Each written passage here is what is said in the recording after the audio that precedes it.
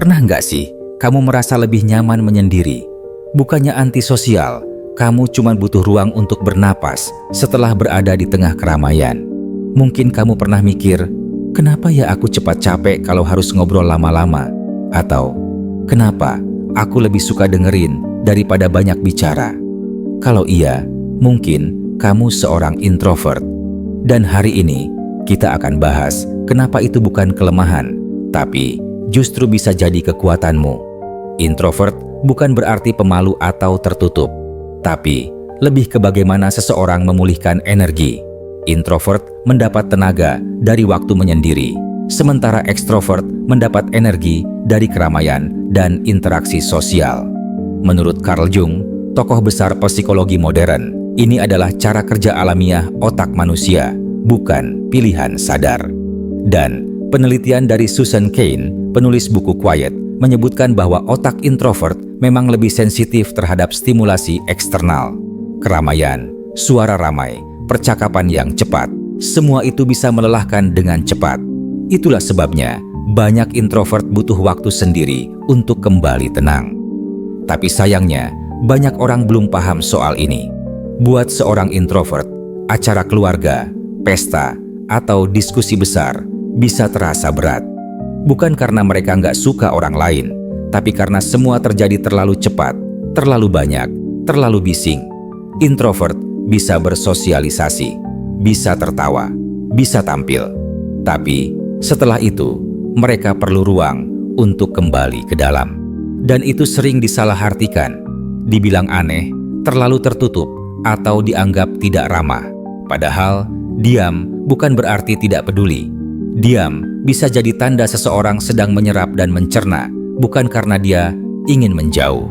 Banyak introvert tumbuh dengan rasa bersalah.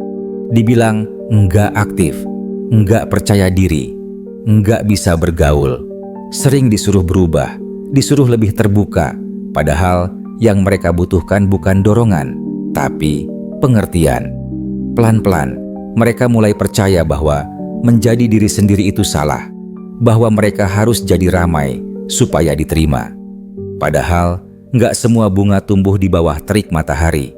Ada yang tumbuh di tempat teduh, diam-diam mekar, dan tetap indah. Rasa ini sering makin dalam ketika introvert mulai merasa dirinya aneh, seperti orang yang salah lahir di dunia yang terlalu bising. Mereka ingin dekat dengan orang lain, tapi terlalu banyak yang harus disusun di kepala sebelum bicara. Mereka ingin tertawa bersama, tapi merasa seperti penonton yang tidak diundang ke panggung. Dan saat mereka memilih diam, dunia mulai menghakimi. Kamu harus lebih terbuka. Kamu tuh nggak asik. Padahal mereka tidak sedang menutup diri. Mereka hanya lelah terus memaksa jadi orang lain. Kalau kamu pernah merasa seperti itu, percayalah, kamu nggak sendiri. Dan kamu nggak rusak. Kamu hanya belum menemukan tempat di mana kamu bisa tumbuh tanpa harus terus menjelaskan siapa dirimu setiap saat. Kalau kamu masih ragu dengan nilai dirimu, lihatlah tokoh-tokoh dunia yang juga introvert. Mark Zuckerberg, Emma Watson, Elon Musk, Bill Gates, bahkan Albert Einstein.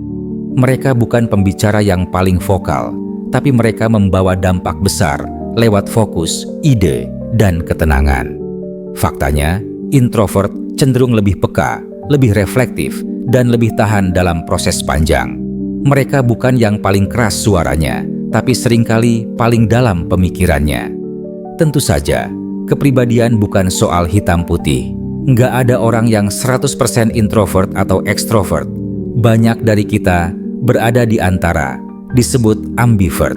Dan bahkan di antara sesama introvert, cara berpikir, berkomunikasi, dan bereaksi bisa sangat berbeda.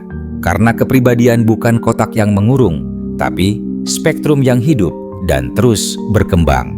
Seringkali juga, introvert mengalami dilema batin. Ingin bicara, ingin terhubung, ingin dimengerti, tapi takut membuka diri, takut salah kata, takut dianggap aneh. Akhirnya, mereka memilih diam dan berharap seseorang bisa memahami mereka tanpa perlu mereka jelaskan segalanya. Kalau kamu seorang introvert, ada beberapa hal penting yang bisa kamu lakukan. Pertama, kenali dan terima ritmemu sendiri. Kapan kamu butuh waktu sendiri dan kapan kamu siap bertemu orang. Kedua, mainkan kekuatanmu, mendengar, mencipta, menganalisis, menulis. Kamu nggak perlu meniru cara orang lain untuk punya makna. Kamu hanya perlu jujur pada caramu sendiri. Dan yang terpenting, buat batasan. Belajar bilang tidak tanpa rasa bersalah.